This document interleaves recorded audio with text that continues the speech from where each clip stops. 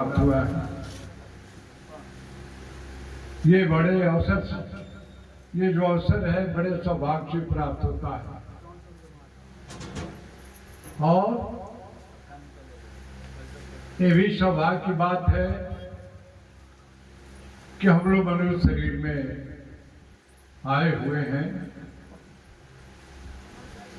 मनुष्य शरीर सबसे श्रेष्ठ है, जो नहीं है 84 लाख गुनी कही गई है, जिसमें मनुष्य शरीर सबसे श्रेष्ठ है। इस शरीर के लिए देवता लोग भी तरसते हैं, क्योंकि उसमें कर्म करने का अधिकार नहीं है। देवता लोग भी स्वर्ग लोक में वास करते हैं। जो लोग अच्छे कार्य करते हैं वो दो लोग देवलोक को स्वर्ग लोक को जाते हैं। लेकिन स्वर्ग लोक में भी जैसे जैसे उनका पूर्ण काल खत्म होता है वो फिर पृथ्वी पर गिरा दिए जाते हैं, इसलिए वो अस्थायी नहीं है। मनुष्य शरीर सबसे श्रेष्ठ है, इसमें कर्म करने का अधिकार है। वो चाहे तो अपने उस परमात्मा के लोक में पहुंच जाए, या चाहे तो अपने जीवन को नारकीय जीवन में जीता रहे। गुरु महाराज का संदेश यही है कि तुम अपने को पहचानो। तुम केवल हाथ पांव ये काम करने वाले चलने वाले केवल शरीर नहीं हो। ये जो देखने के लिए 5 शरीर वाला तत्व, जो स्थूल शरीर जो दिखाई पड़ता है, ये 5 तत्व से बना है, जिसमें पृथ्वी, जल, अग्नि, वायु, आकाश, ये 5 तत्व है। इससे शरीर का निर्माण होता है और इसमें वह परमात्मा की शक्ति रहती है, जिसे चैतन्य कहा जाता है। आत्मा तो ही जाती है और यही आत्मा नीच कर्म करते करते जीव के बंधन में आकर बंध जाता है। उसका स्वरूप, उसका प्रभाव छोटा हो जाता है और निरंतर वह नीचे के तरफ ही कर्म करते हुए और नीचे चले जाते हैं। गुरु क्या करता है? गुरु से जगाता है कि तुम केवल यही नहीं हो, तुम और कुछ हो। तुम अपने को पहचानो, तुम उस परमात्मा का अंश हो जो सर्वशक्तिमान है, जिसमें कभी कमी बेशी नहीं होती है, जिसका कभी विनाश नहीं होता है। वो आत्मा जब शरीर में आ जाती है तो बन जाती है, लेकिन जब शरीर से अलग होती है तो बंधन से मुक्त भी हो जाती है। लेकिन वास्तव में बंधन से मुक्त तभी होता है जब उसके पाप और पुण्य, ये दोनों कर्म फल जो है वो जब समाप्त हो जाते हैं, वो मुक्त की स्थिति होती है।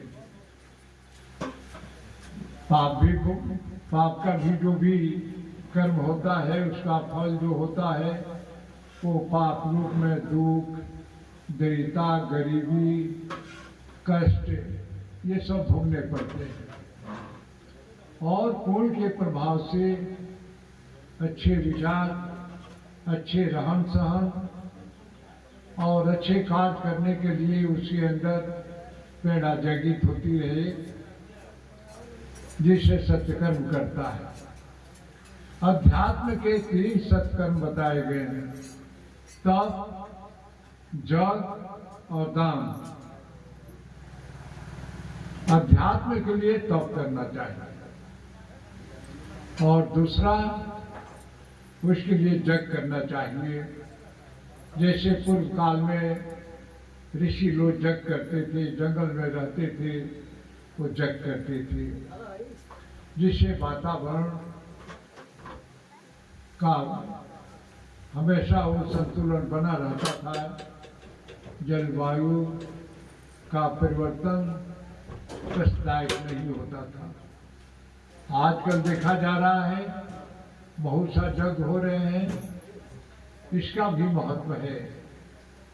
जग होना चाहिए, क्योंकि जग में जो धन जाता है उसे जस प्राप्त होता है।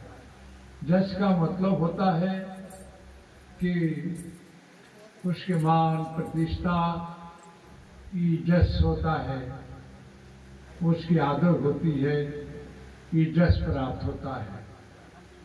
पुण्य का फल होता है, पुण्य से उसके घर में हर तरह की सुख सुविधाओं की उपलब्धता रहती है और उससे वो अपनी मनोकामना पूर्ण करता है। धन को कमाना अच्छा है, लेकिन धन को धर्म से ही कमाया जाए, अर्जित किया जाए, वो धन सुख देता है। जो किसी गलत तरीके से धन कमाया जाए वो सुख नहीं देता है, वो कष्ट देके जाता है।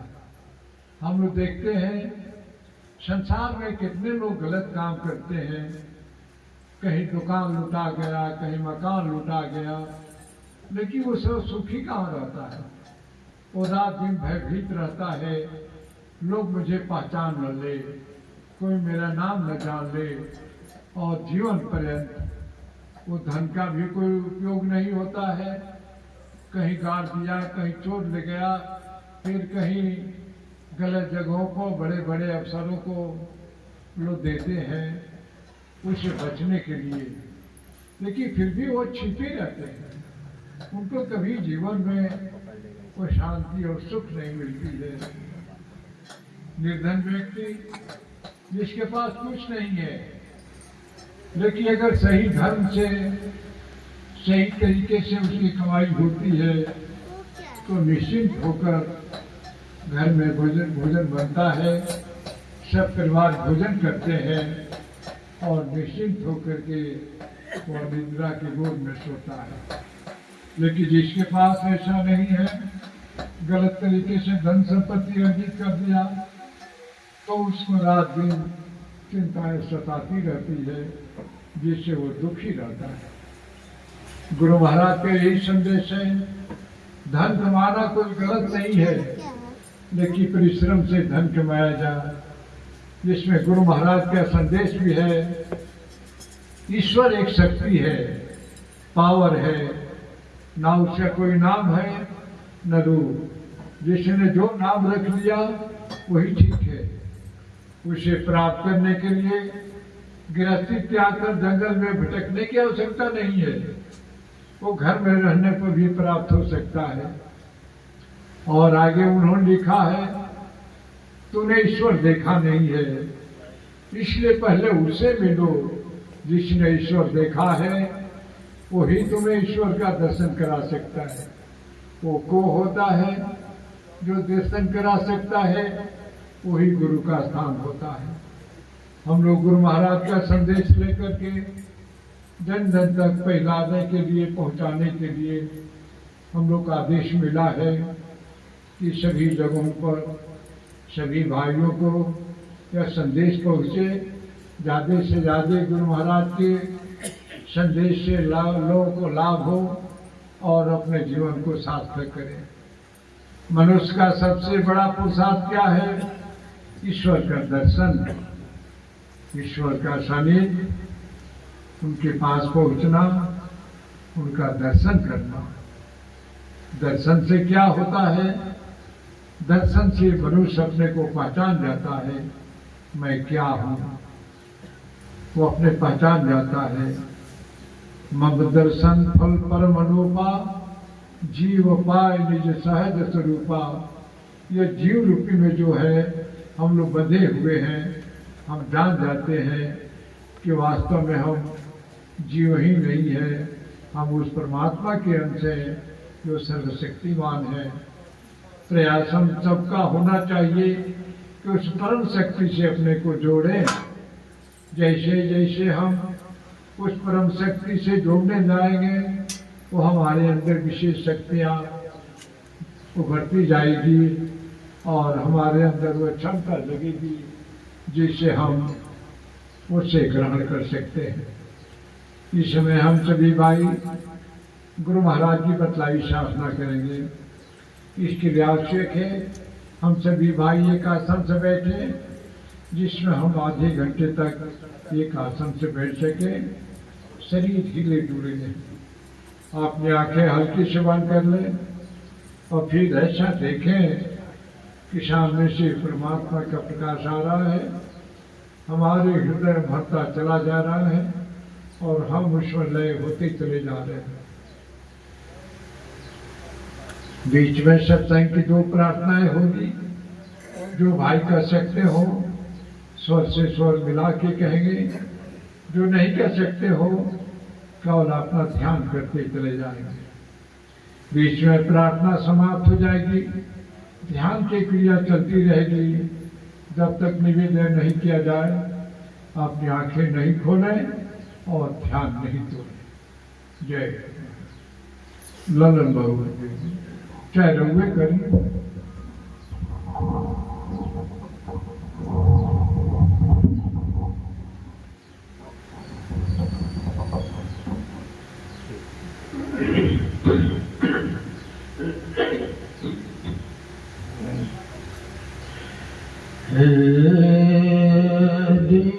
दीना बंधो दया गुरु भाति गुण गाऊं मैं तुम्हारे पवित्र चरित्र के विधि नाथ कही के सुनाऊं मैं जिया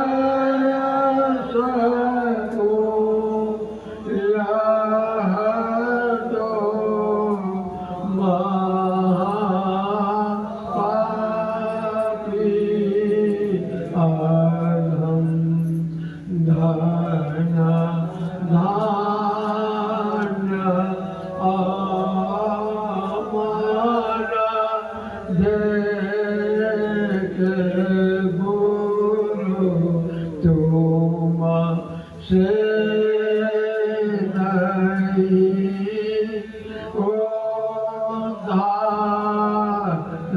उद्धारम श्रद्धा सुमिरई भेंट करी मैं दीन हो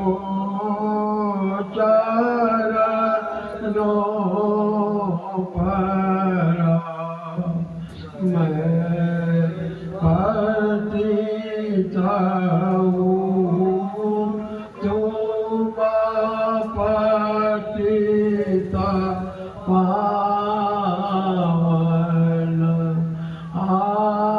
आपका है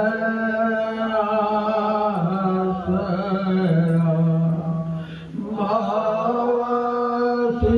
भवसिंधु में हूँ फंसरा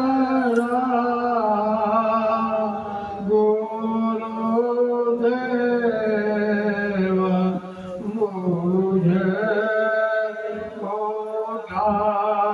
उठाइए गरीबा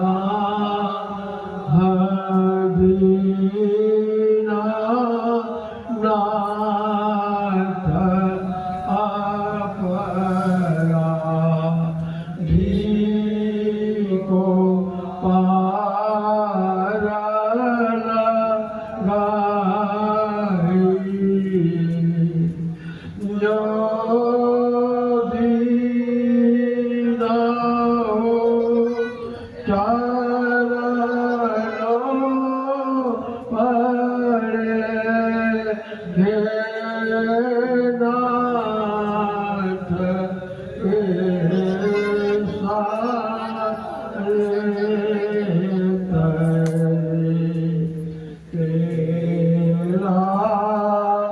भिखारी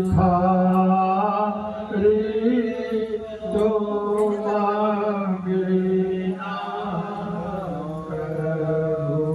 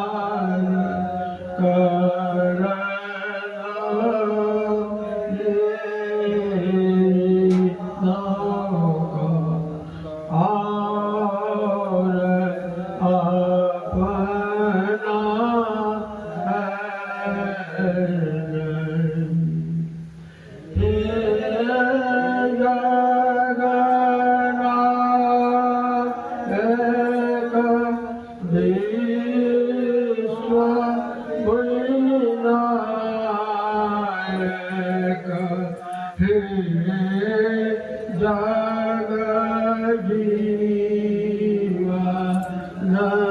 के जाना है दुख जाना माना जाया जाया आनंद के घन गुरु पितु माता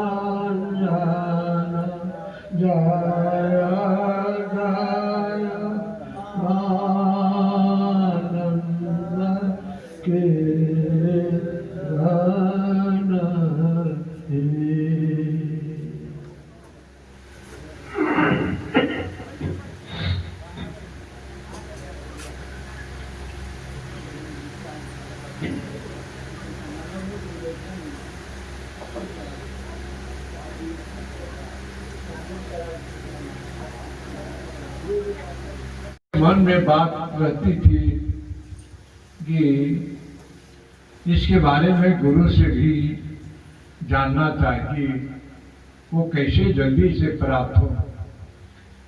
उसी समय चित्तौड़गढ़ में रविदास जी का किसी महाराज जी के यहाँ आगमन हुआ था। उनको पता लगी और मीरा जी वहां पहुंच गई और मीरा जी ने प्रार्थना किया कि मुझे इसी श्लोक में आप स्वीकार करें और मुझे उपदेश दें कि किस तरीके से वो भगवान कृष्ण का दर्शन हो सकता है, वो मुझे जल्दी प्राप्त हो सकते हैं। गुरु यही करते हैं। रविदास जी ने कहा, तुम्हारा मार्ग प्रेम और भक्ति का है और तुम जल्द ही उस परमात्मा को प्राप्त कर जाओगे। गुरु की ज्ञान, गुरु का आशीर्वाद से मनुष्य जल्दी ईश्वर को पा जाता है। हम लोग गुरु महाराज के दरबार में इसलिए बैठते रहते हैं और उनसे प्रार्थना करते रहते हैं कि हे गुरु महाराज, हम लोगों को कभी आपकी कृपा हो जाए ताकि हम लोग भी अपने जीवन के वास्तविक लक्ष्य को प्राप्त कर सकें। आज जिस स्थान पर हम लोग बैठे हैं, मालिक जी जो गया से आते थे, जिनका नाम स्वतंत्र प्रसाद जी था, 1980 में हमारे गांव में भगत जी, हमारे यहाँ तो जगह नहीं था, उनके घर पर 3 मीटिंग का कार्यक्रम हुआ था। उसी सिलसिले में मालिक जी से हमने भी कहा, सरकार 2 मिनट हमारे दरवाजे पर भी चला जाए। यही पीछे वाली रास्ते से पैदल 30-35 आदमी के ग्रुप, आपके पिताजी भी थे, हाँ हो सकता है आप भी हो, इसी रास्ते से सब लोग आए थे। और ये यहाँ जो बना है एक छोटा सा था, ऐसे ही था लेकिन छोटा सा था। एक ऐसे लंबा रूम था और एक ऐसे 2 दरवाजे थे, एक इधर से एक इधर से। इसी में बैठे थे मालिक, चौकी बिछाए थे और इसी पर 5 मिनट बैठे।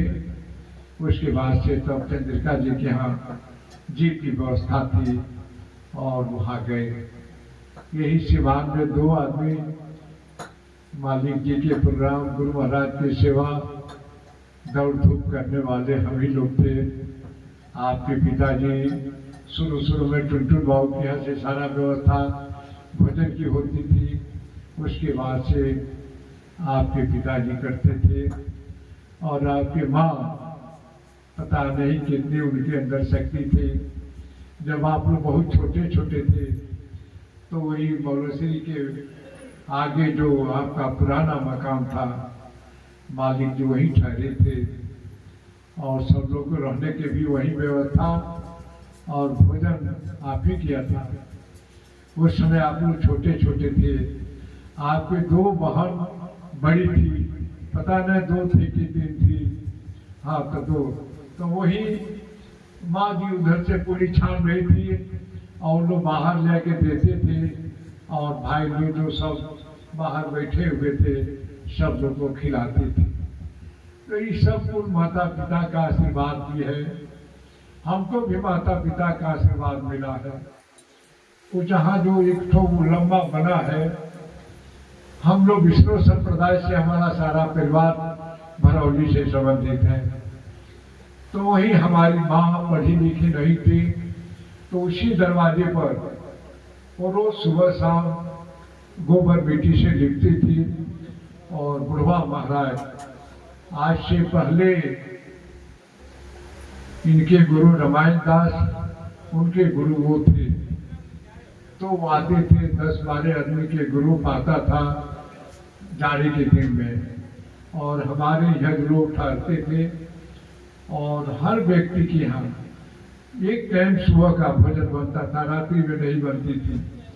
तो प्लस जितने लोग महात्मा होते थे और उनके परिवार के, उसी में एक आदमी महात्मा थे जिसे लोग बहिया बाबा कहते थे। वो पुराने बूढ़े गुरु महाराज जो थे पुराने, उनके वो भतीजा लगते थे, कम सुनते थे, पहलवान भी थे। वही खाना बनाते थे और सब लोगों को परोसते थे। पूरे परिवार के लोग और पूरे महात्मा लोग सब लोग एक साथ बैठ के भोजन करते थे। तो मेरी माँ का भी असर हो, जो उस महात्मा का पूजा करने के लिए दिन प्रति जो गोबर मिट्टी से लिपती थी, हमने समझा कि ये सब उन्हीं लोगों का आशीर्वाद है। गुरु महाराज हम सबों पर कृपा करें, और गुरु महाराज से प्रार्थना है कि जो कुछ ये निवेद के रूप में प्राप्त हो सका है, उन्हीं की कृपा से प्राप्त हुई है। हे गुरु महाराज, हम लोग क्या दे सकते हैं कि जो कुछ प्राप्त हुआ है सब आपकी कृपा से प्राप्त हुई है। आपकी दी हुई वस्तु आपके सेवा में लेकर हम लोग प्रतीत हैं। आपसे स्वीकार करें, हम सबको स्वीकार करें, सब पर कृपा करें, सब पर दया करें।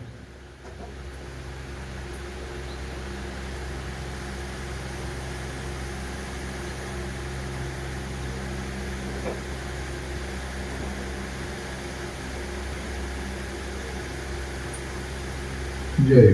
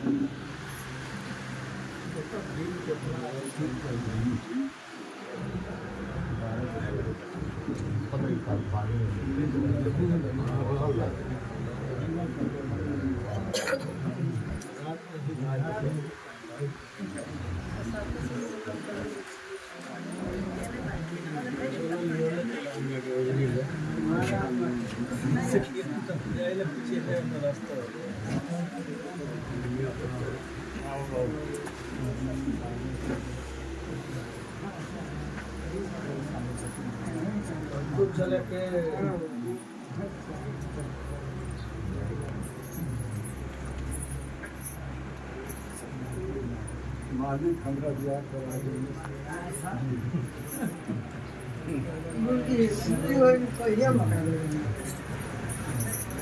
और बोलो बहुत